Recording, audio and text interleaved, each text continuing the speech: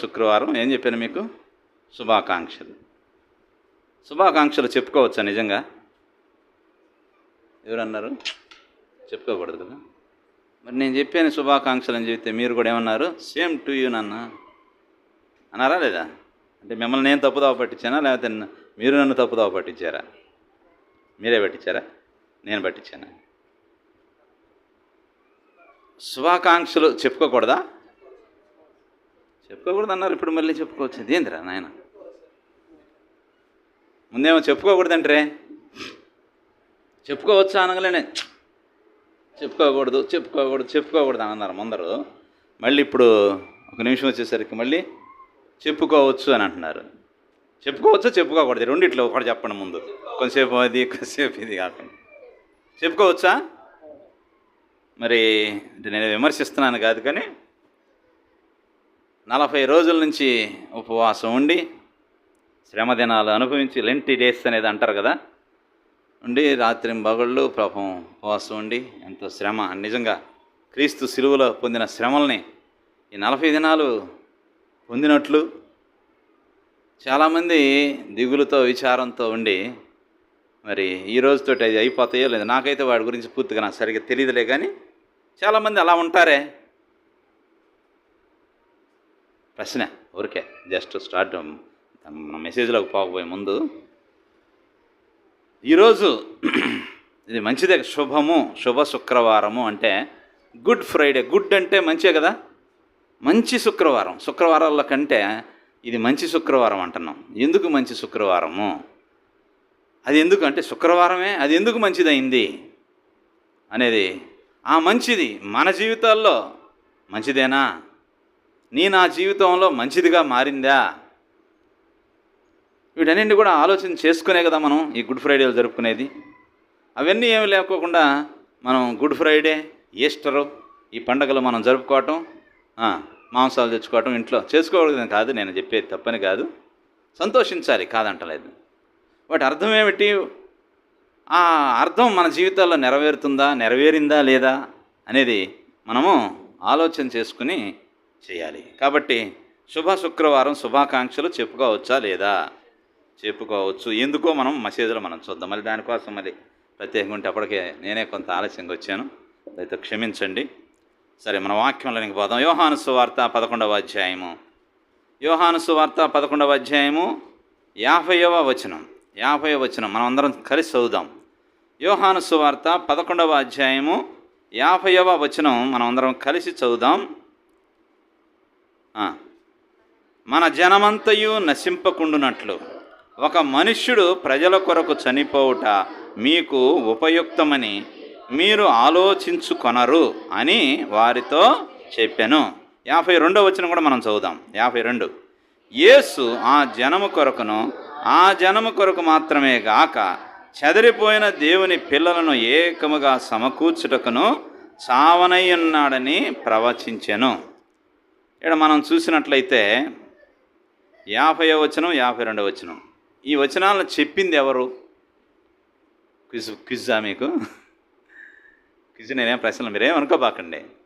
ఈ మాటలు చెప్పింది ఎవరు చెప్పారు? తప్పేం లేదు, మనకు ఈ మాటలు చెప్పింది ఎవరు? యోహాన్ చెప్పాడా? కాదు. ఆ పై వచ్చిన పరిచర్య యేసు ప్రభు చెప్పాడా? కాదు. 49వ వచనం చూడండి, ఆ పై వచనంలో. అయితే వారిలో కయప అను ఒకడు ఆ సంవత్సరం ప్రధాన యాజకుడై ఉండి, మీకేమీ తెలియదు, మన జనమంతయు నశింపకున్నట్లు ఒక మనుషుడు ప్రజల కొరకు చనిపోవుట మీకు ఉపయుక్తమని మీరు ఆలోచించుకొనరు అని వారితో చెప్పారు. అంతకు ఎవరు చెప్పారు? కయప ఎవరు చెప్పండి? ఆడే ఉంది కదా, ప్రధాన యాజకుడు. ఇతడు ప్రధాన యాజకుడు అంటే మారు మనసు పొందినోడేనా? శాస్త్రులు, పరిసయ్యులు, ప్రధాన యాజకులు వీళ్ళందరూ దేవుణ్ణి ఏం చేయాలి? యేసు ప్రభువారిని సిలువ వేయాలని ప్రయత్నం చేస్తున్నటువంటి వారు. ఇక్కడ సందర్భం ఏమిటంటే, మరి లాజరు చనిపోతాడు. ఆ ముందు అధ్యాయం అంతా కూడా చదివితే మనకు అర్థమవుతుంది. లాజరు చనిపోయిన 3 దినాల తర్వాత యేసుక్రీస్తు ప్రభువారు రావటం, మరియా మార్తా వాళ్ళది ఏడ్చుకుంటూ పోవటం, సమాధి దగ్గరకు పోవటం. మరి యేసుక్రీస్తు ప్రభువారు కూడా లాజరును బట్టి దుఃఖిస్తాడు. దుఃఖించిన తర్వాత లాజరు బయటికి రావటం, చనిపోయిన వ్యక్తిని మరి దేవుడు బ్రతికించడం, ఇవన్నీ చూసిన తర్వాత జనాలందరూ కూడా ఆశ్చర్యపోతారు. ఈ విషయం అంతా కూడా ఎవరికి తెలుస్తుంది? ఆ శాస్త్రులు, పరిసయ్యులు, ప్రధాన యాజకుడైనటువంటి కయప వారికి తెలుస్తుంది. ఒరే ఈయనేంది చచ్చిపోయిన వాళ్ళు కూడా లేపుతా ఉన్నాడే, ఈ విధంగా మనం ఉంటే ఈ రోమీలు వీళ్ళందరూ కూడా మనల్ని ఏం చేస్తారు? మనల్ని వదిలిపెట్టి ఆయన వెనుకెడత పోతారేమో, మన రాజ్యాన్ని వాళ్ళు ఆక్రమించుకుంటారేమో, మన ఉనికి ఉండదు, కాబట్టి మనం ఏం చేయాలి అని చెప్పుకుంటుంటే వారిలో ఆ ప్రధాన యాజకుడైనటువంటి ఆ కయప ద్వారా దేవుడు పలికించినటువంటి మాటలు. అదేంది? ఒక అన్యుడు, రక్షణ లేని వాడి ద్వారా కూడా దేవుడు మాట్లాడతాడా? ఈ ప్రశ్న వస్తుంది కదా. రక్షించబడిన వారే దేవుని మాటలు దేవుడు వాడుకుంటాడని చెప్పి మనం అనుకుంటుంటాం. ఒక్కోసారి దేవునికి అవసరమైతే రక్షణ లేకపోయినా కూడా ఒక అన్యుడైనటువంటి ఒక అధికారి ద్వారా దేవుడు మనకు ఆ పని చేసి పెడతాడు. మనం ఒక పని నిమిత్తం వెళ్తాం, ఆ పని అధికారి ద్వారా పని కావాలి, కానీ ఏం చేయాలా? ఆ వ్యక్తికి ఏం చేయాలి? మన పట్ల దయను పుట్టించాలా. దేవుడు ఆ అధికారిని రక్షణ లేకపోయినా అన్యమతస్థుడైనప్పటికీ కూడా దేవుడు ఆ వ్యక్తిని వాడుకుంటాడు. ఇక్కడ కయపను కూడా దేవుడు వాడుకుంటూ వచ్చాడు. చూడండి 52వ వచనంలో యేసు చెప్పాడు. యేసు కయపే చెప్పాడు, యేసు ఆ జనము కొరకు మాత్రమే కాక చెదిరిపోయిన దేవుని పిల్లలను ఏకముగా సమకూర్చుటకును చావనై ఉన్నాడని ఏం చేశాడంట? ప్రవచించాడంట. ప్రవచనం కూడా చెప్పాడు. ఒక ప్రధాన యాజకుడు, రక్షణ లేనటువంటి వ్యక్తి, అన్యుడైనటువంటి వాడు ఏం చేశాడు? ప్రవచించాడు. యేసుక్రీస్తు ప్రభువారు ఆ జనం కోసమే కాదు, చెదిరిపోయిన దేవుని పిల్లలను ఏకంగా సమకూర్చడానికి చావనై ఉన్నాడని ఏం చేశాడు? ప్రవచనము చెప్పాడు. ఆశ్చర్యంగానే ఉందా లేదా? దేవుడు ఆ విధంగా అన్యులను కూడా తన మాటలు చెప్పేదాని కొరకై దేవుడు వాడుకుంటూ ఉంటాడు. సరే, అది సందర్భము. సరే, మనం వాక్యంలోకి మనం పోయినట్లయితే ఇక్కడ చూసినట్లయితే 50వ వచనంలో మన జనమంతయు నశింపకుండునట్లు ఒక మనుష్యుడు ప్రజల కొరకు చనిపోవుట. అర్థమైందా? మన జనమంతయు అంటే మానవులందరూ నశించిపోవకుండునట్లుగా, అంతే కదా. ఓకే, ఇక్కడ మనం చూస్తే మానవులందరూ నశింపకపోనట్లు అంటే అర్థం ఏంటి? మానవులందరూ నశించిపోతున్నారు అని అర్థం, అంతేనా కదా. సరే, మానవులందరూ కూడా నశించిపోవడానికి కారణం ఏమిటి? ప్రశ్న చెప్పాలి. నేనేదో ప్రశ్నలు వేస్తుంటాను, మాస్టర్ కాబట్టి ఈ ప్రశ్నలు క్వశ్చన్లు వేస్తున్నాడేమో అనుకుంటారేమో మీరు. చెప్పండి, మానవులందరూ కూడా నశించిపోవడానికి కారణం ఏంటి చెప్పండి? తెలుసు మనందరికీ, ఇది పాపము. ఏం దానికే పెద్ద పెద్ద ఆన్సర్ అని కాదు. మానవులందరూ కూడా నశించిపోవడానికి కారణం ఏంది అయ్యా అంటే మానవుని యొక్క పాపమే, అంతేనే కదా. మానవుని యొక్క పాపమే. సరే, ఈ పాపము వలన వచ్చే నాశనము నుండి మనుషులు ఏం చేయాలా? తప్పించబడాలా, లేకపోతే ఆ నాశనంలోనే నశించిపోవాలా? తప్పించబడాలి. పాపములో వచ్చే నాశనం నుండి మనుషులు తప్పించబడాలంటే ఒక మనుష్యుడు చనిపోవాల్సిన అవసరత ఏర్పడింది, అంతేనా. మానవుని యొక్క పాపం వలన వచ్చే నష్టాలను, నాశనాల నుండి తప్పించబడాలంటే ఏం చేయాలంట? ఒక మనుష్యుడు, అదే కదా చెప్పిందాడా, మన జనమంతయు నశింపకుండునట్లు ఒక మనుష్యుడు ప్రజల కొరకు చనిపోవుట. అర్థమైందా? మానవుని యొక్క పాపం నుంచి, ఆ నష్టాల నుంచి, ఆ నాశనాల నుంచి తప్పించబడాలంటే ఎవరు? ఒక మనుష్యుడు చనిపోవాల్సిన అవసరత ఏర్పడింది. ఆ మనుష్యుడే చెప్పండి, మానవ రూపేణ ఈ లోకానికి వచ్చినటువంటి రక్షకుడైనటువంటి యేసు క్రీస్తు వారు అని చెప్పవచ్చు, అంతేనా. ఏమైనా అనుమానం ఉందా? మానవుల యొక్క పాపాలని నశించిన దానిని వెదకి రక్షించడానికే క్రీస్తు యేసు ఈ లోకమునకు వచ్చిన వాక్యము నమ్మదగినదియు పూర్ణాంగీకారమునకు యోగ్యమైన ఉన్నది. కాబట్టి సహోదరులారా, మరి పాపముల నుంచి తప్పించడానికి చనిపోవాల్సిన ఆ మానవుడే, ఆ మనుష్య రూపాన వచ్చినట్టే మానవుడే ఆ ప్రభువైన యేసు క్రీస్తు వారని చెప్పవచ్చు. ఎందుకంటే ఆయన పేరులోనే అర్థం ఉంది. యేసు అనగా ఏంటి చెప్పండి? మత్తయి సువార్త 1:21లో రక్షకుడు వాక్యం తన ప్రజలను వారి పాపముల నుండి ఆయనే రక్షించును గనక ఆయనకు ఏం పేరు? యేసు అని పేరు. యేసు అంటే తన ప్రజలను వారి పాపం నుండి ఆయనే రక్షిస్తాడు కాబట్టి యేసు అని పేరు. కాబట్టి సోదరి సోదరులారా, ఎక్కడ చూసినట్టయితే మానవుడు నశించడానికి కారణం ఏమంటే ఒకటే మాట, పాపమే. పాపం వలన వచ్చే నష్టము నాశనాల నుంచి తప్పించబడాలంటే ఒక మనుషుడు చనిపోవాల్సి ఉందని ప్రవచనం చెప్పబడింది. ఆ ప్రవచనం నెరవేరాలంటే అప్రభైన యేసుక్రీస్తు వారు మానవ రూపాన్ని ఈ లోకానికి వచ్చాడు అని చెప్పి మనం చూస్తున్నాం. సరే, పాపము ఏం చేస్తుంది, దానివల్ల వచ్చే నష్టాలేంటి, వాటి నుంచి ఎలా తప్పించబడాలని 2-3 మాటలు 4-5 తలంపులు చెప్పుకొని మనం ఆరాధనలోకి మనం ప్రవేశిద్దాం. త్వరగానే మనం ముందుకు వెళ్దాం. సరే, పాపము మానవుని జీవితంలో చాలా రకాలైన నష్టాలను తీసుకొస్తుంది. అంతేనా? మేలు తెచ్చుద్దా, నష్టాలను తెచ్చుద్దా? చాలా రకాలైన నష్టాలను తెస్తుంది.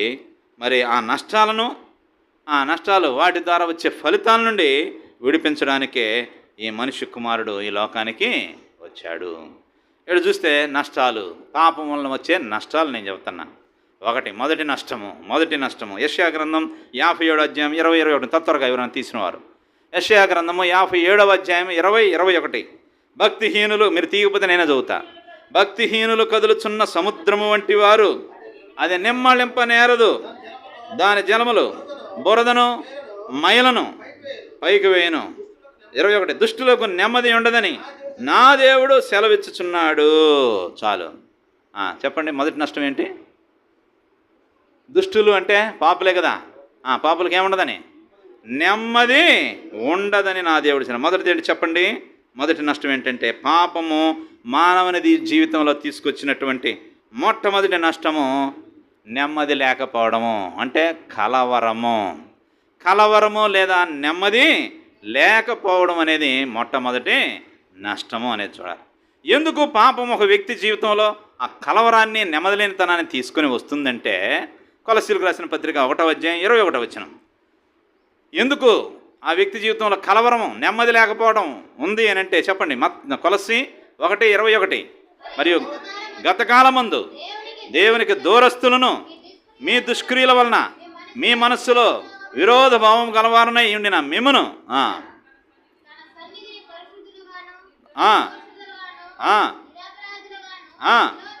నిలవబెట్టుటకు. ఓకే, ఇక్కడ చూసినట్లయితే ఇక్కడ గత కాలమందు దేవునికి దూరస్తులుగాను మీ దుష్క్రియల వలన మీ మనస్సులో ఏముందంట? విరోధభావము కలిగిన వారు ఉండిన మిమ్మును. సహోదరి సహోదరులారా, ఈ దుష్క్రియలు, ఈ పాపం వలన మనం దేవుని విషయంలో ఏ విధంగా ఉన్నాం? విరోధభావం కలిగిన వారమై ఉన్నాం. కాబట్టి పాపము చేసే ప్రతి మనుష్యుడు కూడా ఏమవుతాడు? దేవునికి విరోధి అవుతాడు. విరోధి అంటే శత్రువు అవుతాడు. ఎవరికి? దేవునికి శత్రువు. దేన్ని బట్టి? పాపమును బట్టి. ఒక మనుష్యుడు దేవునితో శత్రుత్వాన్ని పెంచుకొని నెమ్మదిగా ఉండగలడా? చెప్పండి. దేవునితో శత్రుత్వాన్ని, దేవునితో విరోధభావన కలిగి నెమ్మదిగా మనుషుడు ఉండగలడా? ఉండలేడు. కాబట్టి మన దుష్టత్వము, మన పాపం ఏం చేసిందంట? నెమ్మది లేనితనాన్ని, కలవరాన్ని తీసుకుని వచ్చింది. కాబట్టి మానవుని యొక్క కలవరానికి కారణం ఏమిటి అంటే దేవునికి విరోధంగా తాను చేసినటువంటి తిరుగుబాటు. అంతేకాదు, దేవునికి తాను శత్రువు కావడం. అదే చేసినటువంటి మానవుడు చేసినటువంటి ఆ పొరపాటు, తప్పు అనేది జ్ఞాపకం చేసుకుందాం. సహోదరి సహోదరులారా, జ్ఞాపకం చేసుకుందాం. మొట్టమొదటి నష్టము కలవరము. ఆ కలవరం ఎందుకు వచ్చిందయ్యా అంటే మనం దేవునికి దూరస్తులము, దేవునికి విరోధభావం కలిగిన వారముగా మనం ఉన్నాం. ఆయనకి శత్రువులు అయ్యాం కాబట్టి. దేవునికి శత్రువుగా ఉన్నవాడు ఎవడో కూడా నెమ్మదిగా ఉంటాడా? కలవరంతోనే ఉంటాడు. మరి ఏంటి?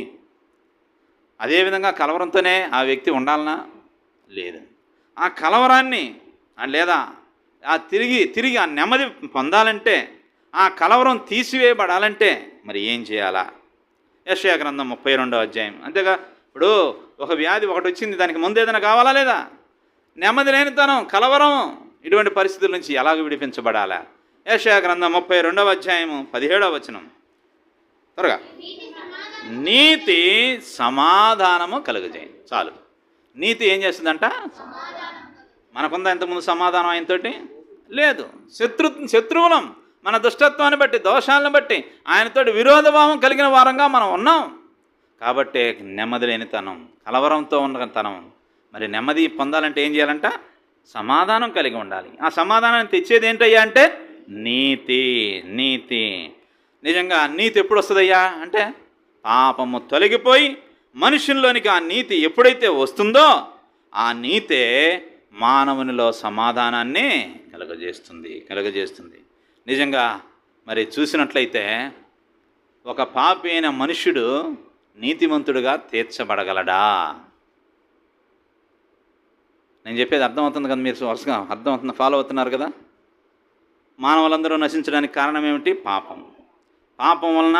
మరి ఆ పాపం నుంచి తప్పించబడాలంటే మనిషి కుమారుడు మన కొరకు చనిపోవాలి. ఎవరైనా అంటే ఆ ప్రభువైన యేసుక్రీస్తు వారే చెప్పుకుంటూ వచ్చాం. పాపం వలన వచ్చే నష్టాలు కొన్ని ఉన్నాయి అని చెప్పుకుంటూ వచ్చాం.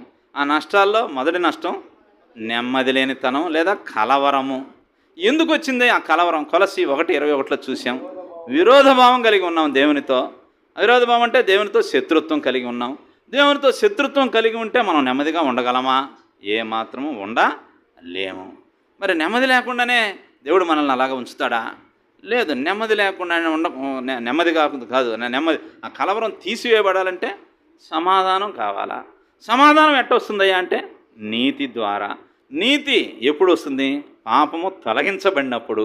అర్థమవుతుంది కదా నేను చెప్పేది? కొంచెం స్పీడ్గా పోతాం. అర్థమవుతుంది కదా వరుసగా? పాపము తొలగించబడినప్పుడే. మరి ప్రశ్న, ఒక పాపి అయిన మనుష్యుడు ఏమవుతుంది? ఏం చెప్పాను? నీతిమంతుడిగా తీర్చబడగలడా? చెప్పండి. వీలవుతుందా? వీలు కదా? మరి ఒక పాపి దేవుని యొక్క తీర్పు రాకుండా తన్ను తాను తప్పించుకోగలడా? తప్పించుకోలేడు. తప్పించుకోలేడు. దేవుని ధర్మశాస్త్రం ఏం చెప్పుద్ది? పవిత్రుడైనటువంటి దేవుడు, నీతిమంతుడైన దేవుడు పాపము చేసిన ప్రతి మనుష్యుడు మరణించాల్సిందని గ్రంథం చెబుతుంది. ధర్మశాస్త్రం చెప్పేది ఏంది? పాపం చేసిన ప్రతి మనుషుడు చచ్చిపోవాల్సిందే, శిక్ష అనుభవించాల్సిందే అన్నాడు. అంటే పాపం చేసిన ప్రతి మనుష్యుడు మరణించాల్సిందే. ఈ లెక్కను చూసుకుంటే భూమి మీద మనుషులు ఉంటారా? పాపం చేసిన ప్రతి మనుషుడు ధర్మశాస్త్రం ప్రకారం ఏం చేయాలా? చావాల్సిందే. మరి ఏం చేయాలా? ఇప్పుడు మానవుని పక్షంగా ఇప్పుడు ఇది ఏం చేయాలి? నీతిగా అతన్ని తీర్చిదిద్దాలంటే ఏం చేయాలి? ఇప్పుడు మరి పాపి అయిన వాడు నీతిమంతుడుగా తీర్చబడాలంటే ఏం చెప్పాను? పాపి పక్షంగా ఒక మనుష్యుడు మరణించాల్సిన అవసరత ఏర్పడింది. పాపి పక్షంగా ఒక మనుష్యుడు మరణించాల్సిన అవసరత ఏర్పడింది. ఇప్పుడు మానవుని పక్షంగా ఈ మరణము అనే శిక్షను అనుభవించి మానవుని నీతిమంతునిగా తీర్చడానికి ఉన్నవాడు ఎవరు అనేది మనం చూసినట్లయితే బైబిల్ గ్రంథం ఏం చెబుతుంది? నీతిమంతుడు లేడు, ఒక్కడునూ లేడు, అందరూ త్రోవ తప్పి ఏకముగా పనికి మాలినవారు. మరి ఎవడైనా ఒక మనుషుడు చావాలని చస్తేనే మనకి సమాధానం వస్తుంది, ఈ పాపం తొలగించబడుతుందని చెబుతుంటేమే మరి ఎవరు చచ్చిపోవాలా? నీతిమంతుడు చచ్చిపోవాలి, అంతేనా కదా? ఒక పాపి కోసం ఇంకొక పాపి చచ్చిపోతే ఆ పాపి నీతిమంతుడిగా తీర్చబడగలదా? తీర్చబడలేదు. మరి ఎవరు భూమి మీద నీతిమంతుడు ఉండాడా అని చూస్తే ఒక్కడు లేడని చెప్తా ఉంటారు. మరి ఎవరయ్యా అంటే కొలసీలకు రాసిన పత్రిక 1వ అధ్యాయము 19-20 వచనాలు. కొలసీలకు రాసిన పత్రిక 1వ అధ్యాయము 19-20 వచనాలు.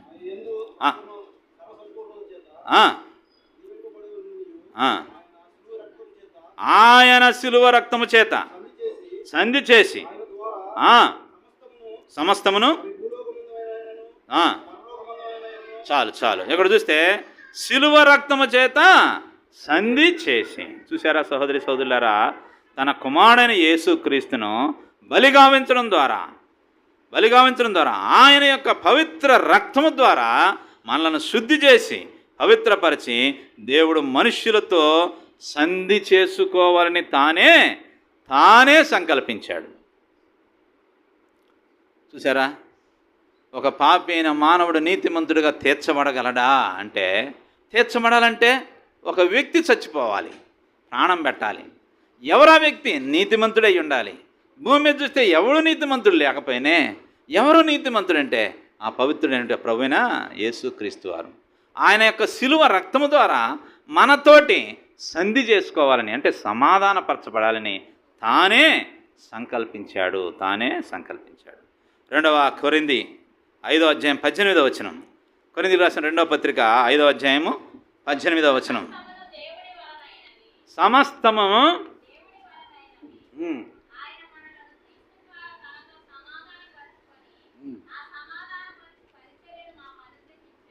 చూసారా, క్రీస్తుతో ఏం చేశాడు? సమాధాన పరచు. చూసారా, ఆయన మనలను క్రీస్తు ద్వారా తనతో సమాధానపరుచుకొని దేవునితో సమాధాన పడటానికి, మన పాపము ప్రాయశ్చిత్తం చేసుకోవడానికి మన వలన ఏమీ కాలేదు, కానీ సమస్తము ఎవరి ద్వారా అయిందంట? దేవుని వలనైనవి. అంతేనా? సమస్తము దేవుని వలనైనవి. సహోదరి సహోదరులారా, చూడండి, ఇక్కడ చేస్తే ఆయనే చేయాలి. మనలను నీతిమంతులుగా తీర్చడం అనేది ఆయన చేతుల్లోనే ఉంది అనేది మనం ఇక్కడ జ్ఞాపకం చేసుకోవాలి. కాబట్టి ఇక్కడ మనం చూసినట్లయితే ఆ ప్రభువైన యేసు క్రీస్తు వారు, చూడండి 19వ వచనం చదవండి. కొరింథీ 5:19, 2వ కొరింథీ.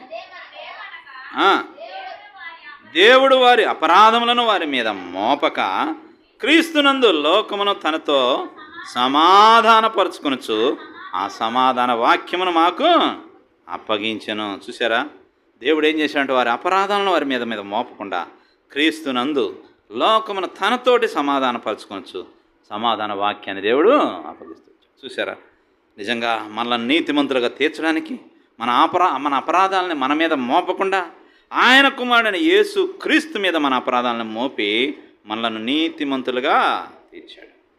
కాబట్టి అందుచేతనే ఆయన మన అపరాధముల కొరకు ఆయన చనిపోవలసి వచ్చింది. గమనించారా సహోదరి సహోదరులారా? తప్పు చేసింది ఎవరమే? మనం. అపరాధములు పాపములు చేసింది ఎవరమే? మనము. శిక్ష పొందింది ఎవరు? ఆ ప్రభువైన యేసుక్రీస్తు వారు. చూసారా, దేవుడు మనతోటి సమాధానపరచుకునే, సంధి చేసుకునే దాని కొరకై ఆయనే సంకల్పించాడు, తానే సంకల్పించాడు. మనమేం ఏర్పరచుకోలేదు. తానే ఈ దుష్ట మానవుల్ని రక్షించాలంటే ఏం చేయాలంటే ఆ శిలువ రక్తము, ఆ ప్రభువైన యేసుక్రీస్తు వారి యొక్క పరిశుద్ధ రక్తం ద్వారానే మనకి ఆయనకి సంధి లేదా సమాధానము. శత్రువులుగా ఉన్నాం కదా, విరోధ భావం కలిగిన వారం కదా, మరి ఏం చేయాలి? సమాధానపరుచుకోవాలంటే క్రీస్తు యేసు రక్తము ద్వారానే సమాధానము. కాబట్టి ఆయన మన అపరాధములన్నింటినీ కూడా ఆయన మీద వేసుకొని ఏం చేస్తూ వచ్చాడు? మన కొరకై బలిగా అర్పించబడ్డాడు. మనల్ని ఏం చేస్తూ వచ్చాడు? నీతిమంతులుగా తీర్చుతూ వచ్చాడు. యేసుక్రీస్తు ప్రభువారు సర్వమానవాళి నిమిత్తం కలువరి శిలువలో బలిగావించబడంలో ఉన్న ప్రాథమిక ఉద్దేశం ఏమిటయ్యా అంటే ఇదే, మనల్ని నీతిమంతులుగా చేయడం. మనుషుడు పాపం చేశాడు, దేవునికి విరోధయ్యాడు, శత్రుత్వం పెంచుకున్నాడు, తద్వారా నెమ్మది లేక కలవరంలో ఉంటూ వచ్చాడు. ఇటువంటి మనుషుణ్ణి దేవునితో సమాధానపరచడానికి తన కుమారుడైన యేసుక్రీస్తు వారిని మరణానికి అప్పగించవలసి వచ్చింది. చూసారా, తన సొంత కుమారుడైన యేసుక్రీస్తు వారిని దేవుడు మనతోటి సమాధానాన్ని ఏర్పాటు చేసుకునే దానికోసం తన స్త్రీ కుమారుడైన యేసుక్రీస్తు ప్రభు వారిని బలిగా అర్పిస్తూ వచ్చినట్లుగా మనం చూస్తాం. ఇది మొదటి నష్టము. అర్థమైంది కదా? మొదటి నష్టం ఏంది? పాపం ద్వారా వచ్చే మొదటి నష్టం నెమ్మది లేకపోవడం, అంటే కలవరము. ఎందుకు ఆ కలవరం, నెమ్మది లేకపోవడం? దేవునితో మనం విరోధ భావాన్ని పెంచుకున్నాం, అంటే శత్రుత్వాన్ని పెంచుకున్నాం. దేవునితో శత్రుత్వం కలిగి ఉండి మనం నెమ్మదిగా ఉండగలమా? లేదు. నేను మళ్ళీ చెప్తానంటే గుర్తుంటాననే ఉద్దేశంతో. అర్థమవుతుంది కదా? శత్రుత్వం కలిగి ఉండి మనం నెమ్మదిగా ఉండగలమా? లేదు. మరి నెమ్మదిగా ఉండాలంటే ఏం చేయాలా? నీతే నెమ్మది సమాధానాన్ని ఇచ్చేది. మరి నీతిమంతులుగా, ఒక పాపి నీతిమంతులుగా తీర్చబడగలడా అంటే మనం చేసుకోగలమా? ఏడాది పోయి నీళ్ళలో మునిగొస్తే వస్తుందా? దాన ధర్మాలు పుణ్యకార్యాలు చేస్తానో లేకపోతే తీర్థయాత్రలు చేస్తానో వస్తుందా? మరి ఏం చేయాలా? దేవుడు చూశాడు, మన మీద జాలి తెలిచాడు. ఏం చేశాడు? తన ప్రియ కుమారుణ్ణి మన కోసం అపరాధాలన్నింటినీ కూడా ఆయన మీద వేసి ఏం చేశాడు? మన కొరకు బలిగా అర్పిస్తూ ఆ శిలువ రక్తం చేత సంధి చేసుకున్నాడు మనతోటి. ఎంత గొప్ప దేవుడు! ఈ ఉదయకాల సమయంలో ఈ నెమ్మది లేని తనంలో ఉన్న నన్ను ఏం చేస్తూ వచ్చాడు? నీతికి నీతితో నీతిమంతులుగా తీర్చి సమాధానపరుచుకుంటూ వచ్చాడు. రెండవదిగా మనం చూస్తే రెండవ నష్టం ఆదికాండం 3వ అధ్యాయం 17-18 వచనాలు చదవాలి త్వరగా. ఆదికాండము చదవండమ్మా. ఆదికాండం 3వ అధ్యాయం 17-18. 3వ అధ్యాయం.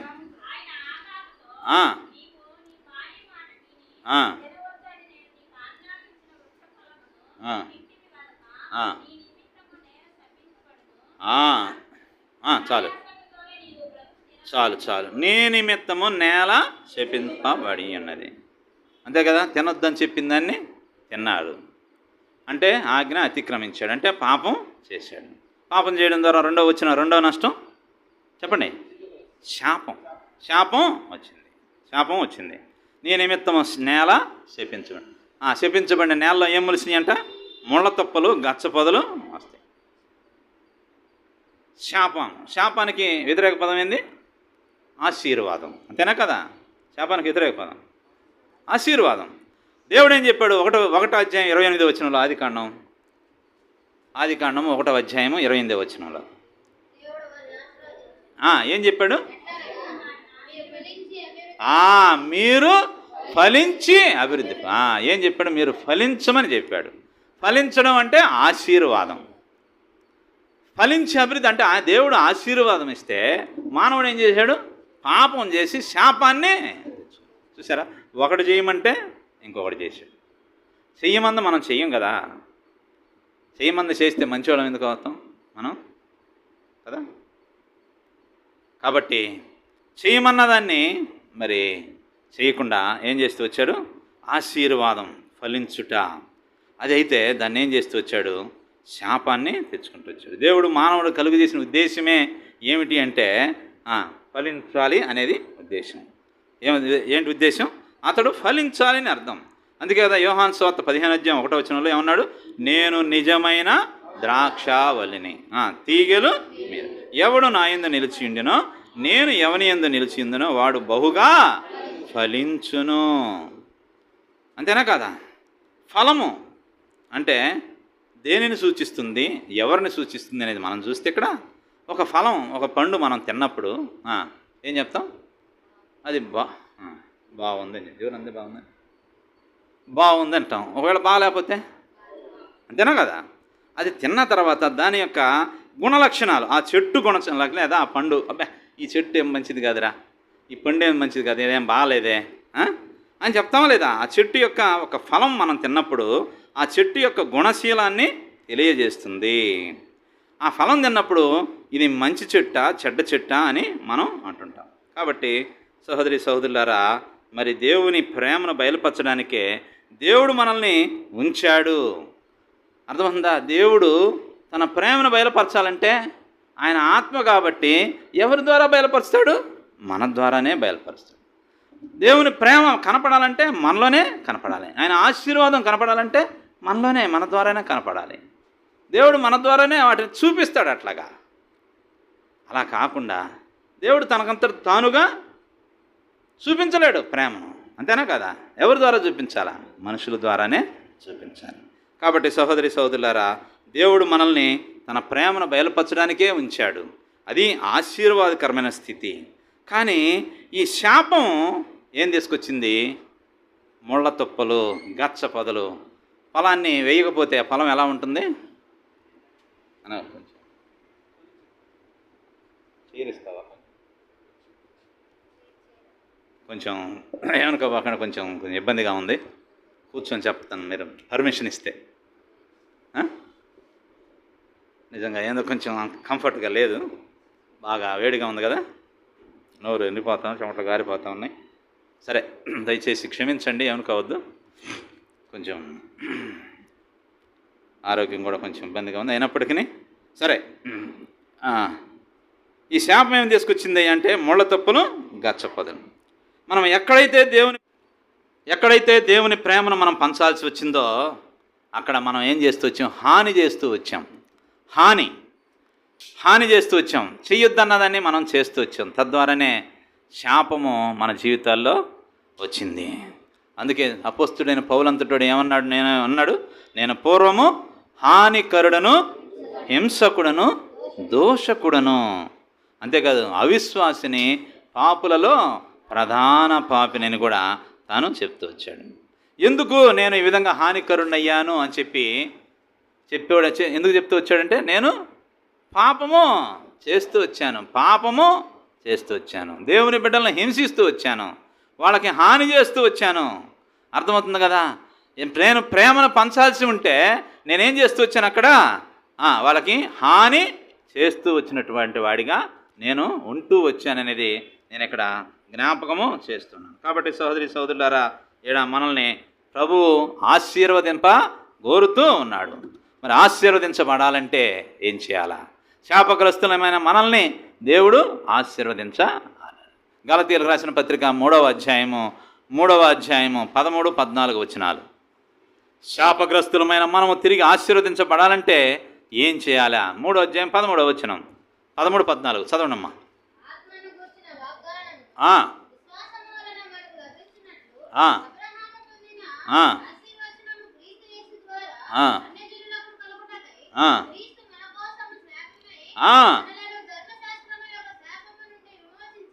అది చూసారా, ఏం చేశాడు చూసారా? మనకు ఆశీర్వాదం ఇచ్చేదానికోసం క్రీస్తు యేసు ద్వారా అన్ని జనులకు కలుగుటకై క్రీస్తు మన కోసం ఏమయ్యాడంట? శాపమై మనలను ధర్మశాస్త్రం యొక్క శాపం నుండి విమోచించెను. చూసారా, ఆయనే శాపమయ్యాడు మనల్ని మనకు ఆశీర్వాదాలని ఇచ్చేదానికోసం ఆయన ఏం చేస్తూ వచ్చాడు? ఆయన శాపగ్రస్తుడు అంటే అర్థం ఏమిటి? మ్రాను మీద వేలాడుతూ వచ్చాడు. అంటే మరణం ఆవశ్యకమైనది అనేది చూడవచ్చు. మ్రాను మీద వేలాడే ప్రతి వాడు కూడా శాపగ్రస్తుడు అనేది దేవుని వాక్యం చెబుతుంది. అర్థమవుతుంది కదా? మ్రాను మీద వేలాడే ప్రతి వాడు కూడా ఏమోడంట? శాపగ్రస్తుడు. అది శాపగ్రస్తమైనటువంటి స్థితి అనేది మనం అక్కడ చూడవచ్చు. సరే, ఇక్కడ మనం చూసినట్లయితే కనుక శాపగ్రస్తులైన మనల్ని తిరిగి ఆశీర్వదించడానికి, ఆయన మనలో పరివర్తనం తీసుకుని రావడానికి ఆయన ఏం చేస్తూ వచ్చాడు? ఆయన క్రీస్తు ప్రభువారు మన కోసం ప్రాణం పెట్టవలసి వచ్చింది. సహోదరి సహోదరులారా, జ్ఞాపకం చేసుకుందాం. ఇక్కడ దేవుని ప్రేమ పంచేదానికి బదులుగా ఏం చేస్తూ వచ్చాం? మనము మనుషుని యొక్క పాపము మరి దేవుని ప్రేమను కొట్టివేస్తూ వచ్చింది. సహోదరి సహోదరులారా, అక్కడ చూస్తే మనము ఇక్కడ దేవుని యొక్క గుణలక్షణాలని మనం ప్రచురించాల్సింది పోయి ఇక్కడ ఏం చేస్తూ వచ్చాం? సాతాను యొక్క గుణలక్షణాల చేత నింపబడి ద్వేషము, అసూయ మరి తనలో నుంచి, మనుషుల్లో నుంచి వస్తూ వచ్చినట్లుగా మనం చూస్తున్నాం. కాబట్టి సహోదరి సహోదరులు ఇక్కడ చూస్తే కీర్తన గ్రంథం క్షమించండి, దానికన్నా ముందు న్యాయాధిపతుల గ్రంథం 9వ అధ్యాయము 12, 13 వచనాలు. న్యాయాధిపతుల గ్రంథం 9వ అధ్యాయము 12, 13 వచనాలు.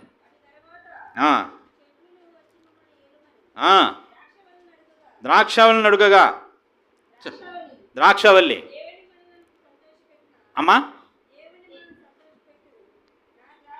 ఆగి సందడి దేవుణ్ణి మరి ఒకటే కలిసి చెప్తే దేవునిని మనలను సంతోషపెట్టు నేను ఇయ్యకమాని చెట్ల మీద రాజునయ్యండి ఇటు అటు ఊగుటకు నేను వచ్చేదనా అంటుంది. చూశారు, ఇక్కడ ద్రాక్షవల్లిని రాజు కావడమని చెప్పి అడిగితే ద్రాక్షవల్లి ఏం చెప్తుంది? అటు దేవుణ్ణి ఇటు మనుషుల్ని సంతోషపెట్టే విధంగా నేను ఉండాలని నేను ఉంటే నేను వచ్చి అది వదిలిపెట్టి మీ మీద నేను రాజుగా ఉండటానికి వచ్చేదా అని చెప్పి ద్రాక్షవల్లి అడుగుతుంది. కాబట్టి సహోదరి సహోదరులారా, మనము దేవుణ్ణి మనుషుల్ని సంతోషపెట్టేవారంగా ఉండాలి. అంటే ఏం చేయాలి? మనము ప్రేమను పంచేవారంగా ఉండాలి. కానీ హానికరులంగా, దుష్టులంగా మనం ఉన్నట్లయితే శాపగ్రస్తమైనటువంటి స్థితి కలిగిన వారంగా మనము ఉంటాం. ద్వేషము, అసూయ మనలో నుంచి వస్తాయి. ఇట్టి స్థితి నుంచి దేవుడు మనల్ని విడిపించి మనల్ని ఆశీర్వదించబడాలంటే ఆయన ఏం చేయాలి? మ్రాను మీద వేలాడవచ్చు. అంటే మనల్ని ఆశీర్వదించడానికి ఆయన శాపగ్రస్తమవుతూ వచ్చాడు అనేది ఇక్కడ మనం గమనించాలి. సహోదరి సహోదరులారా, మొదటిది నెమ్మది లేని స్థితి, రెండవది శాపగ్రస్తమైనటువంటి స్థితి. నెమ్మది లేని స్థితిలో నుంచి దేవుడు నీతిమంతులుగా చేస్తూ వచ్చాడు. ఆయన మన కోసం మన అపరాధములన్నింటి కూడా ఆయన మీద వేసుకుని ఆయన ప్రాణం పెడుతూ వచ్చాడు. రెండవదిగా మనం చూసినట్లయితే ఏంటిది? శాపగ్రస్తమైన స్థితి. దేవుడు మనల్ని ఆశీర్వాదకరంగా ఉంచడానికే సృష్టించాడు తప్ప, ఫలించి అభివృద్ధి పొందమన్నాడే తప్ప ఏం చేయమన్నాడు? శాపగ్రస్తులుగా మారొద్దని తను చెబుతూ వచ్చాడు. అయితే ఆజ్ఞను అతిక్రమించాడు. ఏం చేశాడు? శాపగ్రస్తుడిగా మారుతూ వచ్చాడు. మరి ఫలించి అభివృద్ధి పొందాల్సింది పోయి అక్కడ ఏం మొలిసినాయి? గచ్చ పొదలు, ముండ్ల తుప్పలు మొలిసి శాపగ్రస్తమైనటువంటి స్థితి. మన జీవితం నిజంగా ఇతరులకు ఆశీర్వాదకరంగా ఉండాల్సింది పోయి ఏమవుతూ వచ్చాం? శాపగ్రస్తులంగా వచ్చాం. సహోదరి సహోదర, అపొస్తలుడైన పౌలు కూడా చెప్పాడు, నేను కూడా ఇంతకుముందు హానికరుడను, దోషకుడినే. అయితే ఆ ప్రభువైన యేసుక్రీస్తు వారు మ్రాను మీద నా కొరకై ఏం చేశాడు? శాపగ్రస్తుడిగా మారాడు. నన్ను ఆశీర్వదించడానికి శాపగ్రస్తుడిగా ఆయన మారుతూ వచ్చాడు. ఈ ఉదయకాల సమయంలో నిజంగా మన నిమిత్తం మనల్ని ఆశీర్వదించడానికి ఆయన శాపగ్రస్తుడిగా మారాడు. ఆ ప్రభువుని జ్ఞాపకం చేసుకుని ఆరాధించవా? మౌనంగానే ఉంటావా? ఆలోచించి. మూడవదిగా చూస్తే మూడవ నష్టం, కీర్తన గ్రంథం 38 అధ్యాయం 3. నీ కోపాగ్ని వలన ఆరోగ్యము నా శరీరమును విడిచిపోయాను. నీ కోపాగ్ని వలన విడిచిపోయిన నా ఎముకలలో స్వస్థత లేదు. మూడవది చూసినట్లయితే చెప్పండి, పాపం వలన వచ్చే నష్టం మూడవది ఏంటి? అనారోగ్యము. అర్థమవుతుందా? గుర్తుపెట్టుకుంటున్నారా? మొదటిది ఏం చెప్పండి? పాపం వలన వచ్చే నష్టం నెమ్మది లేని స్థితి. రైట్. రెండవది ఏమన్నారు? అది మొదటిదే, కలవరపడటం, నెమ్మది లేకపోవటం మొదటి నష్టం. రెండవది శాపగ్రస్తమైనటువంటి స్థితి. రెండవది ఏంటి? శాపగ్రస్తమైన స్థితి. మరి నెమ్మది లేనితనం నుంచి కాదు నీతిమంతులుగా తీర్చాడు. అంతేనా? శాపగ్రస్తమైన స్థితి నుంచి ఆశీర్వాదకరంగా మారుస్తవచ్చు. ఇప్పుడు మూడవ నష్టం ఏంటి? అనారోగ్యము. పాపం ఏం చేస్తుందంట? మనుషుల్ని అనారోగ్యం పాలు చేస్తుందంట. గమనించండి సహోదరి సహోదరులారా, అనారోగ్యం పాలన చేస్తుంది. చూడండి, ఇక్కడ అస్వస్థత. నిజంగా మానవుని యొక్క వ్యక్తిత్వం పూర్తిగా చెడిపోయింది, అనారోగ్యం పాలైంది. యెషయా గ్రంథం 1వ అధ్యాయము 5-6 వచనాలు చూడండి. యెషయా గ్రంథం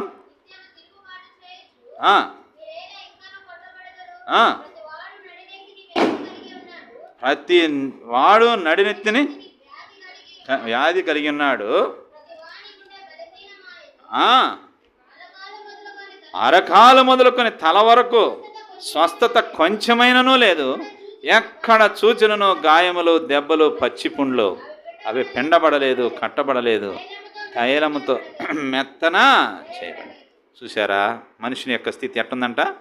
అరికాల నుండి నడినెత్తి వరకు ఎట్టుందంట? స్వస్థత కొంచెమైనను లేదు. అటువంటి విధంగా ఉంది మానవుని యొక్క స్థితి, పాప భూయిష్టమైనటువంటి స్థితి. 38వ కీర్తన కూడా చూడండి. 38వ కీర్తన 5వ వచనం. 38వ కీర్తన 5వ వచనం.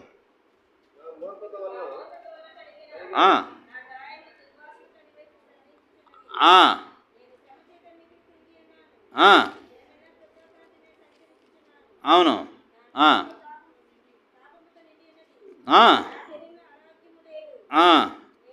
7వ వచనం చూస్తున్నా. 7వ వచనం, నా నడుము తాపముతో నిండి ఉన్నది, నా శరీరంలో ఆరోగ్యము లేదు. నేను సొమ్మసిల్లి బహుగా నలిగి ఉన్నాను, నా మనోవేదనను బట్టి కేకలు వేయుచున్నాను.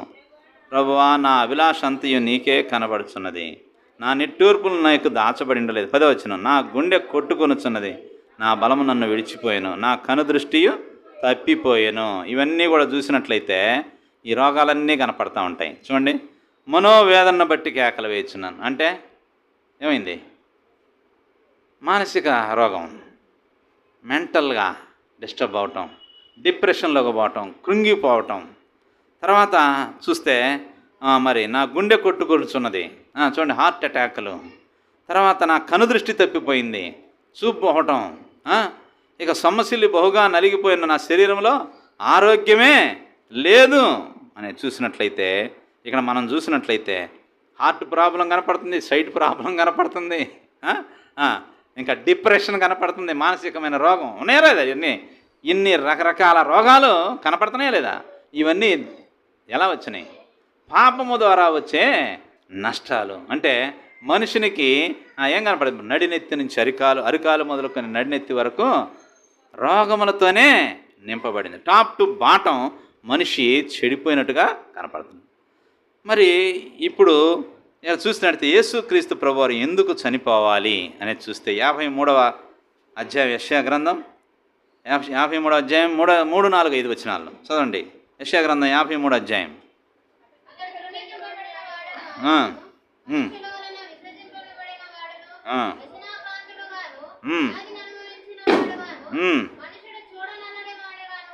ఉండేను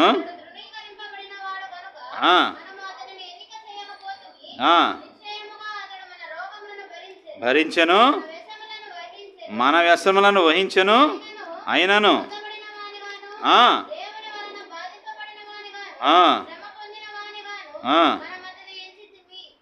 ఎంచితిమి. 5వ వచనం చివరి భాగం చూస్తున్నాం చూడండి.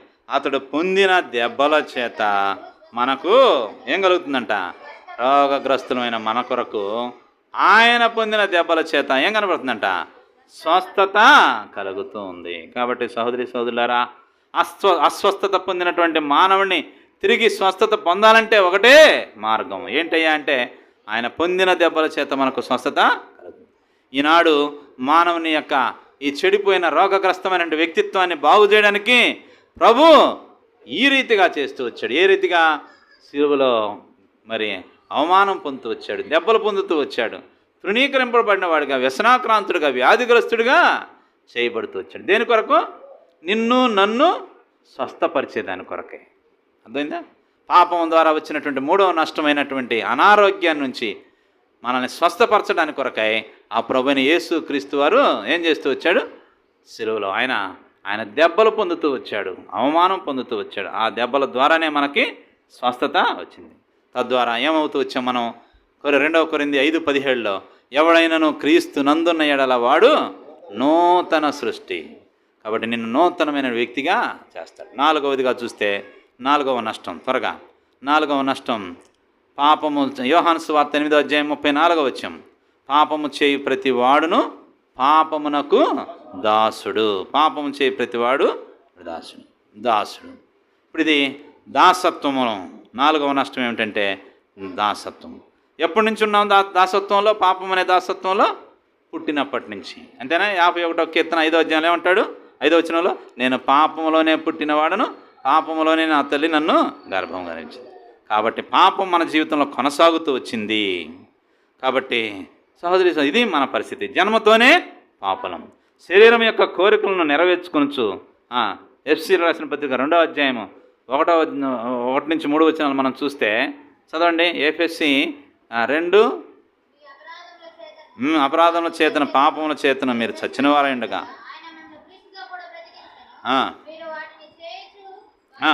వాయుమండల సంబంధమైన అధిపతిని అనగా అవిధేయులైన వారిని ఎప్పుడూ ప్రేరేపించు అధిపతిని అనుసరించి ఈ ధర్మము చొప్పున మునుపు నడుచుకుంటారు. వారితో కలిసి మనమందరమును శరీరము యొక్కయు మనసు యొక్కయు కోరికను నెరవేర్చుకొనొచ్చు. మన శరీరాశలను అనుసరించి మునుపు ప్రవర్తించుచు కడమ వారి వల్లనే స్వభావ సిద్ధముగా దైవోగ్రతకు ఎటువంటి వారమంట? కడమ వారి వలె స్వభావ సిద్ధంగా మనం ఏమవుతాం? దైవోగ్రతకి పాత్రులము. ఎందుకు? పాపము ద్వారా చచ్చిన స్థితి, పాపానికి మనము దాసులమైనటువంటి స్థితి.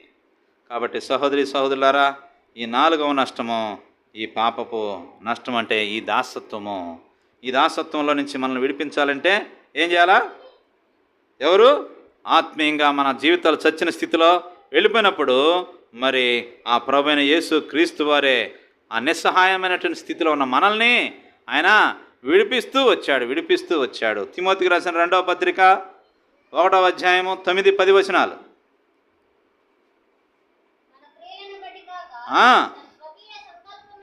అవును. ఆ, ఆ, ఆ, ఆ. ఆ తర్వాత యేసు మరణాన్ని నిరర్ధకము చేసేది, జీవమును క్షయితను సువార్త వలన వెలుగులోనికి తెచ్చాడు. చూసాడా, మన క్రియలను బట్టి గాక, మన క్రియలను బట్టి కాదు. ఆయన ఏం చేస్తూ వచ్చాడు? క్రీస్తు యేసు మరణాన్ని నిరర్ధకం చేశాడు. హెబ్రీ రాసిన పత్రిక 2వ అధ్యాయము 14వ వచనంలో చూస్తే, పాపానికి అంటే మరణానికి జీవిత కాలమంతయు మరణ భయము చేత దాసత్వానికి లోబడి ఉన్నటువంటి మనల్ని విడిపించేదాని కొరకై ఆ ప్రభువైన యేసు క్రీస్తు వారు రక్త మాంసములలో పాలివాడు అవుతూ వచ్చాడు. కాబట్టి సహోదరి సహోదరులారా, ఆ మరణమనే భయం నుంచి, ఆ బంధకాల నుంచి, ఆ పాప దాసత్వం నుంచి దేవుడు మన క్రియలను బట్టి కాకుండా ఆయన ఏం చేస్తూ వచ్చాడు? క్రీస్తు యేసు మరణాన్ని నిరర్ధకం చేశాడు, జీవమును అక్షయతను సువార్త వలన వెలుగులోనికి తీసుకుని వచ్చినట్లుగా మనము చూస్తున్నాం. కాబట్టి సహోదరి సహోదరులారా, చాలాసార్లు చాలామంది ఏమంటుంటారు? ప్రభువైన యేసుక్రీస్తు వారిని విమర్శిస్తూ ఉంటారు. ఈ మధ్య మనం చూస్తుంటాం యూట్యూబ్లో. ఆ 3 మేకులు కూడా పీక్కోలేనివాడు ఆయనేం దేవుడు, ఆయనేమి వీళ్ళందరినీ రక్షిస్తాడు. విన్నారా లేదా ఈ మాట? అన్నారా లేదా? 3 మేకులు పీక్కోలేనివాడు దేవుడు ఎట్లా అవుతాడయ్యా? సిలువలో వేసాడుగా దేవుడైతే ఆ 3 మేకులు పీక్కొని దిగొచ్చు కదా అని అంటున్నాడు ఒకడు. దేవుడు గొర్రెలు అని ఒకడు అంటుంటాడు. చూడండి, ఒకడు బొట్లు పెట్టుకొని. ఎందుకులే వాడి పేరు ఇప్పుడు? 3 మేకులు పీక్కోలేనివాడు మీకు దేవుడు ఎట్టయ్యాడని. ఎందుకు 3 మేకులు పీక్కోవడం చేతగాకనా? శక్తి లేనివాడా? చెప్పండి, మీరు చెప్పండి, మనం చెప్పండి. శక్తి లేక కాదు, ఆయన పీక్కోలేని శక్తిహీనుడైన కానే కాదు. ఎందుకంటే ఆ బుద్ధి లేని వాడికైనా మరి చెప్పండి, ఒకవేళ అట్ట ఈ ప్రశ్న వేసిన వాళ్ళకి, ఎందుకు పీక్కోలేదయ్యా అంటే, మరణావస్థలో ఉన్నటువంటి మనుషుల్ని, అర్థమవుతుందా? మరణావస్థలో ఉన్నటువంటి మనుషుల్ని ఆ మరణం నుండి విడిపించాలంటే ముందు ఏం చేయాలా? ఆయన మరణం గుండా వెళ్ళాలా. ఏముంది? అబ్రకదబ్ర థూమ్ అని అంటే మాయమై కింద దిగచ్చు, సినిమాల్లో చూస్తుంటాం. అప్పుడేముంది? దానికి విలువేముంది? చచ్చిపోయి మరణాన్ని గెలిచి తిరిగి లేస్తే అది గ్రేట్, అంతేనా కదా? అదే యేసుక్రీస్తు ప్రభు వారు సిలువలో 3 మేకులు పీక్కొని చచ్చిపోకుండా, లేకపోతే ఈ అవమానం, ఈ శ్రమ, ఎంత శ్రమ పొందాడో మనందరికీ తెలుసు. ఆ శ్రమ పొందకుండా నిలబడితే అద్భుతమయ్యేదా? ప్రపంచ చరిత్రలో ఎన్ని గ్రంథాలు ఉన్నాయో, ఎన్ని మత గ్రంథాలు ఉన్నాయో, ఆ గ్రంథాలన్నీ పరిశీలించుకొని చూస్తే మనుషులకు, అంటే పాపులైన మనుషుల కోసం భూమి మీదకి దేవుడే దిగి రావడం ఒకటి మొదటి ఆశ్చర్యకరం. రెండవది అంటే పుట్టినప్పుడే ఆయన చచ్చిపోవడానికే వచ్చాడు. దేవుడికి, యేసుక్రీస్తు ప్రభు వారికి తెలుసు, పుట్టినప్పుడే ఏం చేయాలి? చచ్చిపోవడానికి, ప్రాణం పెట్టడానికే ఆయన భూమి మీద. చూసారా ఏముంది? పాపులను రక్షించుటకు క్రీస్తు యేసు లోకమునకు వచ్చాడు. అంతేనా? ఆయన చనిపోవడానికి ఈ లోకానికి వచ్చాడు, మరణించాడు, మరణాన్ని జయించాడు. మరణించకుండా 3 మేకులు పీక్కోలేక కదయ్యా. డాషు ఇంకేం చెప్పాలి ఆయన్ని? ఆ మరణం గుండా వెళ్ళి ఆ మరణాన్ని జయించి తిరిగి లేస్తే అది దేవుడు అంటారు, ఆయన్ని దేవుడు అంటారు. అంతేగాని ఎవరో వచ్చారు విడిపించారో, లేకపోతే ఆయనకై ఏదో మంత్రం వేసుకొని దిగాడు, ఇవన్నీ మాటలు కాదు. గుర్తుపెట్టుకోండి, మరణావస్థలో ఉన్నటువంటి మనుషుల మరణాన్ని నుండి విడిపించాలంటే ముందు ఏం చేయాలా? ఆయన మరణం గుండా వెళ్ళాలి. మరణం గుండా వెళ్ళి జీవములోనికి రాగలిగితేనే మరణాన్ని జయించినట్టు లెక్క, అంతేనా కదా? మరణం గుండా వెళ్ళి మళ్ళీ తిరిగి లేస్తే, జీవంలోనికి వస్తే అప్పుడు మరణాన్ని జయించినట్లే. అలా కాకుండా మరణించకుండానే మేకులు పీక్కొని కిందకు వస్తే జయించినట్లు లెక్క కాదుగా. అర్థమైంది నేను చెప్పే మాట? ఎవడు ఎదిగినా, ఏ ఎదవడిగినా కూడా ఈ సమాధానం చెప్తారా లేదా? పీక్కోలేక కాదురా. ఆయన సైన్యములకు అధిపతినటువంటి యెహోవా, ఆయన ఏమి లేదు, సైగ చేస్తే సైన్య సమూహాలు నిలబడతాయి చుట్టూ. ఈ మనుషుడు ఎవరు కూడా ఆయన సరిగ్గా చూడటానికి కూడా చూడలేడు, చూస్తే నిలవలేడు, వాడు బ్రతకలేడు. అంతటి తేజోమహిమైన దేవుడు. ఆ దేవుడు పిక్కులేని వాడంట. అంటే మరి నీ తెలివి తక్కువతనమా లేదా? మరణించాలా? మరణిస్తేనే పరిశుద్ధ రక్తం కాచబడుతుంది. ఆ పరిశుద్ధ రక్తం ద్వారానే మనుషులందరూ కూడా విమోచింపబడతారు, రక్షింపబడతారు. మరణాన్ని జయించి తిరిగి లేస్తాడు. చూసాం 3వ దినాన 40 చనిపోయిన తిరిగి లేచిన తర్వాత మళ్ళీ 40 దినాలు భూమి మీద ఉన్నాడు. ఏదో అట్టొచ్చి కనపడేదో మళ్ళీ ఆరోహణం వెళ్ళిపోలేదుగా, వెళ్ళిపోయాడా? 40 దినాలు ఉన్నాడు. ఎవరికి కనపడాలో వాళ్ళందరూ కనపడ్డాడు, వారితో మాట్లాడాడు. తాను ఏవైతే ప్రవచనాలు వాళ్ళతో చెప్తూ వచ్చాడో ముందు అవన్నిటినీ జ్ఞాపకం చేస్తూ నెరవేర్చి మళ్ళీ ఆరోహణం వెళ్ళాడు. మళ్ళీ త్వరలో తిరిగి రాబోతూ ఉన్నాడు. అది తెలుసుకోండి. అంతేగాని పీక్కోలేక కాదు, చెయ్యలేక కాదు. వాళ్ళందరినీ చంపేస్తామంటే దేవుడు చూస్తూ ఉన్నాడు కదా. ఏం చేతగానాడా? వాళ్ళని చేయొచ్చు కదా, చంపకుండా ఆపొచ్చు కదా అని. మరి ఈనాడు నిజమే చెప్పుకుంటున్న వ్యక్తి ప్రవీణ్ పగడాల. ఆయన గురించి ఇంతకుముందు చనిపోకముందు పెద్దగా నాకైతే తెలియదు, మీ అందరూ తెలిసేమో కానీ పెద్దగా నాకు తెలియదు. ఇప్పుడు ఆయన చూస్తుంటే ఎక్కడ ఏం పెట్టినా కూడా ఆయన వాక్యాలు వస్తుంటే ఎంత అసలు అద్భుతంగా మాట్లాడి ఎన్ని అద్భుతమైన సత్యాలు. అది నేను కూడా అనుకున్నాను, సహజంగా జరుగుతూ ఉంటాయని మొదటి 2 రోజులు ఏమేమి పట్టించుకోలేదు. చూస్తే ఆయన వాక్యాలు వింటామంటే అన్ని నిత్య సత్యాలు. అవతల వాడు నోరు ఎత్తడానికంటే ఏదో నోరు మూపించాడని నేను వాక్చాతుర్యంతో కాదు, దేవుడిచ్చినటువంటి జ్ఞానంతో. ఇప్పుడు ఆయన చనిపోయి సువార్త బహు ఎక్కువగా ప్రకటిస్తూ ఉన్నాడు. బ్రతికి కాదు, బ్రతికున్నప్పుడు చేసిన తక్కువ, ఇప్పుడు చచ్చిపోయిన తర్వాత చేస్తున్నటువంటి సువార్త పరిచర్య సేవ ఎంతో గొప్పది. వాళ్ళ కుటుంబ సభ్యుల యొక్క మాటలు కానీ, అంటే వారిని మేము క్షమిస్తున్నాం అని చెప్పడం అని కానీ, ఏమైనా కూడా వాళ్ళ అంత ప్రవర్తన నిజంగా లోకానికి ఇదొక మరి కనువిప్పు. క్రైస్తవులు అంటే ఈ విధంగా ఉన్నారు. క్రైస్తవులు అగ్రెసివ్గా ఇది చేస్తాను అనేవాళ్ళు కూడా మన వాళ్ళని కూడా చూస్తున్నాం.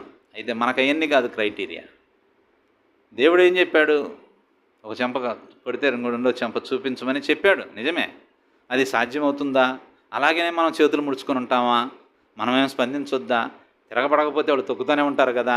ఇవన్నీ మాటలు వస్తూనే ఉన్నాయి. అయితే దేవుడు తన సొంత సమయంలో తప్పకుండా బుద్ధి చెప్తూనే ఉంటాడు, మనుషులకు బుద్ధి చేస్తూనే ఉంటాడు. నిజమే, ఒక సునామీ వచ్చింది, ఒక కరోనా వచ్చింది, భయంకరమైన భూకంపాలు వస్తూ ఉన్నాయి. దేవుడు తన సొంత సమయంలో ఎవరికి ఎప్పుడు తీర్పు తీర్చాలో తీర్పు తీర్చే బాధ్యత ఎవరిది? దేవునిది. నీవు నేను కాదు తీర్పు తీర్చేది. అయితే క్రైస్తవ యొక్క సాక్షిగా మనము ఉండాలి. దేవుని వాక్యాన్ని మనం తెలుసుకుంటూ వాళ్ళు అడిగే పిచ్చి ప్రశ్నలకు సమాధానాలు చెప్పేవారంగా మనం దేవునిలో ఎదగాలి. అందుకొరకే మనం ప్రార్థన చేయాలి. కాబట్టి సహోదరులారా, జ్ఞాపకం చేసుకుందాం, సమయం అయిపోతూ ఉంది. మరి ఆరాధించే సమయం కూడా మనం కలిగి ఉండాలా. మరి 4 నష్టాలు మనం చూస్తూ వచ్చాం. ఒక 5వ నష్టం కూడా మనం చూసి మనం ఆరాధనలోకి రాదాం. అదే వచనం తిమోతి రాసిన 2వ పత్రిక 1వ అధ్యాయం 10వ వచనంలో చూస్తే, జీవమును అక్షయతను ఆయన వెలుగులోనికి తెచ్చాడు. చూసారా, పాపము ఏం చేసింది? క్షయత్వం అంటే నష్టం, నశించిపోవడాన్ని తీసుకొని వచ్చింది. వాస్తవంగా దేవుడు మనుషులను చేసినప్పుడు క్షయమైపోయే మనుషులుగా చేయలేదు. వాళ్ళు అక్షయులుగా దేవుని మహిమను ప్రచురించేవారుగా దేవుడు చేస్తూ వచ్చాడు. కాబట్టి ఆయన అక్షయుడు, ఆ ప్రభువైన యేసుక్రీస్తు వారు. సమీపింపరాని తేజస్సులు ఆయన మాత్రమే వసించుచు అమరత్వం కలిగిన వాడుగా ఉన్నాడు. అమరత్వం అంటే ఏంది? మరణం లేనివాడు అని అర్థం. కాబట్టి దేవుడు కూడా ఆయన పోలిక చొప్పున తన స్వరూపమందు 1వ అధ్యాయం 26-27 వచనాల ఆదికాండంలో తన స్వరూపమందు తన పోలిక చొప్పున మానవుని కలుగజేయాలనుకున్నాడు. కానీ పాపం ఏం చేసిందంటే మానవుని జీవితంలోని అక్షయతను తొలగించి క్షయతను తీసుకొని వచ్చింది.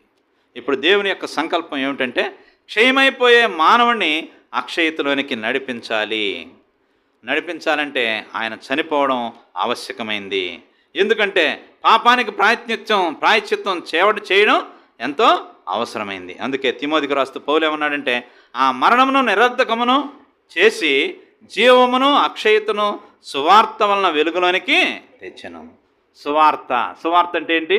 ఆయన మరణ భూస్థాపన పునరుద్ధాననే సువార్త. కాబట్టి మరణం ద్వారా తిరిగి అక్షయతను దేవుడు మనకు సంపాదించి పెడుతున్నాడు కనుక ఇందుకొరకు మన కొరకు ఆయన మరణించాల్సిన అవసరం వచ్చింది. కాబట్టి సహోదరి సహోదరులారా, నేను ముగిస్తున్నాను. ఇక్కడ మనం చూస్తే మనందరం నశించుకుంటున్నట్లుగా ఒక మనుషులందరి కొరకు మరణించవలసిన అవసరత ఏర్పడింది. అదే కదా మనం చెప్పుకుంది. మనందరం నాశనం కాకుండా ఉండాలంటే ఏం చేయాలి? ఒక మనుష్యుడు మరణించాల్సిన అవసరత ఏర్పడతా వచ్చింది. మనమందరం ఎందుకు నశించాల్సిన అవసరం వచ్చింది అంటే పాపం వల్ల నశించాల్సి. ఈ పాపం ఏం తీసుకొచ్చింది? నష్టాన్ని తీసుకొచ్చింది. ఏవి నష్టాలు? నెమ్మది లేనితనం, రెండోది శాపగ్రస్తమైన స్థితి, మూడవది అనారోగ్యం, నాలుగోది దాసత్వము, ఐదవది అంటే క్షయతను తీసుకొచ్చింది. క్షయత అంటే నశించిపోవడం. అర్థమవుతుందా? వీటన్నిటి నుంచి ఆయన మనల్ని విడిపించాలని ఆయన ఏం చేస్తూ వచ్చాడు? ఈ లోకానికి మానవ రూపేణ వచ్చి మన అపరాధములన్నిటినీ కూడా ఆయన మీద వేసుకొని మన శిక్ష యావత్తు ఆయన భరించి ఆ శిలువలో ఆ పరిశుద్ధుడైన యేసుక్రీస్తు వారు ప్రాణం పెట్టాడు. అంతేనా కదా? చెప్పండి, ప్రాణం పెట్టాడా? ప్రాణం పెట్టాడు. కాబట్టే ఈరోజు మనం శుభ శుక్రవారము అని అంటున్నాము. ఎందుకు అర్థమైందా? ఫస్ట్ చెప్పిన శుభ శుక్రవారం మన శుభాకాంక్షలు చెప్పుకోవచ్చా లేదా? ఇప్పటికైనా అర్థమైందా లేదా? ఇన్ని మేలు చేశాడు కదా. పాపి అయిన మానవుని ఇన్ని నష్టాలు తీసుకొస్తూ ఉంటే ఆ నష్టాల నుంచి బయటకు తీసుకురావడానికి ఆయన చేయని కార్యము లేదు. ఆఖరికి ఏం చేశాడు? తన ప్రాణాన్నే బలిగా, ఆ ప్రాణం బలిగా అర్పించడం ద్వారానే మనము నీతిమంతులుగా తీర్చబడుతూ వచ్చాము. రోగగ్రస్తుల నుంచి మనం ఆరోగ్యకరంగా చేయబడుతూ వచ్చాము. శాపగ్రస్తమైన స్థితి నుంచి మనం ఆశీర్వాదకరంగా మారుతూ వచ్చాము. అర్థమవుతుంది కదా సహోదరి సహోదరులారా? ఆయన చేసినటువంటి ఈ గొప్ప బలియాగము ఈ దినాన ప్రపంచవ్యాప్తంగా పండగలాగా జరుపుకుంటున్నారు. నిజమే, సంతోషమే. కానీ నీ హృదయంలో, నా హృదయంలో ఇటువంటి అనుభవం కలిగి ఉందా? దేవా, నేను నెమ్మది లేని స్థితిలో ఉన్నాను. నా పాపం ద్వారా నాకు నెమ్మది చేస్తూ వచ్చావు. నీ మరణం ద్వారా, నీ పరిశుద్ధ రక్తం ద్వారా సంధి చేసుకున్నావు నాతోటి. నన్ను నీతిమంతుడిగా చేసావు. నీకు వందనాలు, స్తోత్రాలు. ఆజ్ఞ అతిక్రమించి శాపగ్రస్తుడిగా ఉన్నాను. నీవు నన్నైతే ఆశీర్వాదకరంగా ఉండాలని నన్ను సృష్టించావు. అయితే నా క్రియల ద్వారా నేను శాపగ్రస్తుడిని అయ్యాను. ముళ్ళతొప్పులు, గచ్చపొదలు నా జీవితంలో ఉన్నాయి. అయితే దేవా, నా కొరకు నువ్వు మరణించి నన్ను ఆశీర్వాదకరంగా మార్చావు. నీకు స్తోత్రములు. మూడోది మళ్ళీ అనారోగ్యం. ప్రభువా, నా సొంత క్రియల ద్వారా, నా దోషత్వం ద్వారా నేను అనారోగ్యం తెచ్చుకొని అరిగ్గాల నుంచి నడినెత్తి వరకు ఎక్కడ స్వస్థత లేదయ్యా. నువ్వు పొందిన దెబ్బల చేత నాకేమొచ్చింది? స్వస్థత వచ్చిందయ్యా. నీకు స్తోత్రం. తర్వాత నాలుగోది, పాపానికి, మరణానికి దాసునిగా ఉన్నాను. నిత్యము భయపడుతూనే ఉన్నాను. మరణ భయము చేత దాసత్వానికి లోబడుతూ వచ్చాను. అయ్యా, నన్ను విడిపించావు. నీకు వందనాలు, స్తోత్రాలు. క్షయమైపోయేటువంటి స్థితిలో ఉన్న నన్ను మరణాన్ని నిరర్థకం చేసావు. జీవమును, అక్షయతను, సువార్తను వెలుగులోనికి తీసుకొచ్చావు. నన్ను నీతో పాటు అక్షయుడిగా ఉండేదానికోసమే నన్ను సిద్ధపరుస్తూ వచ్చావు. నీకు వందనాలు, స్తోత్రాలు. ఆరాధిస్తావా? లేదు. క్లుప్తంగా చెప్పినట్టు, బలహీనంగా చెప్పినటువంటి మాటలని దేవుడు మీ హృదయాల్లో ఫలింపజేసి మిమ్మల్ని దేవుడు ఆరాధింప చేయునుగాక. క్లుప్తంగా దయచేసి ఆరాధించండి.